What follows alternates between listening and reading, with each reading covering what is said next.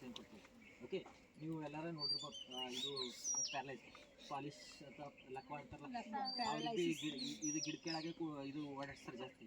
ಈಗ ದಾರ ಸುತ್ತಲಕ್ಕೆ ರೀಸನ್ ಏನಂತಂದ್ರೆ ಅವಾಗ ಏನು ಮಾಡಿದ್ರು ಋಷಿ ಮುನಿಗಳು ಎಲ್ಲ ಹಿಂಗೆ ಹಾಳಾಗ್ತದೆ ಅಂತ ಹೇಳೋಕೆ ಒಂದು ಧಾರ್ಮಿಕ ಮಾನ್ಯತೆ ಕೊಟ್ಟರು.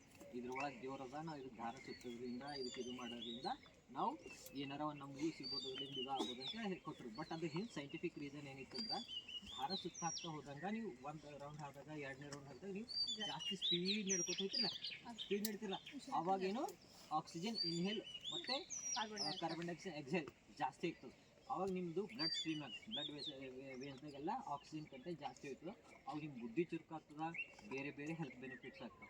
ಹಾಗಾಗಿ ಋಷಿ ಮುನಿಗಳು ಅದಕ್ಕೆ ದಾರ ಸುತ್ತಿದ್ರು. ಬಟ್ ಈಗ ನಮ್ಗೆ ಏನಂತಾರೆ, ಈಗ ಒಬ್ರು ಏನಾದ್ರು ಗಂಡ ಚಲೋ ಸಿಗಲಿ, ಒಬ್ರು ಮನೆಗೆ ಜಗಳ ಆಗ್ಬಿಡು, ಮತ್ತದೇನಂದ್ರು ಆಯುಷ್ ಹೆಚ್ಚಿಗೆ ಏಟಾದ್ರೂ ಇನ್ನೂ 60-70 ರೀ, ಈಗಿನ ಇವ್ರು ಇನ್ನೂ 100 ತನಕ ಹೋಗ್ತಾರೆ.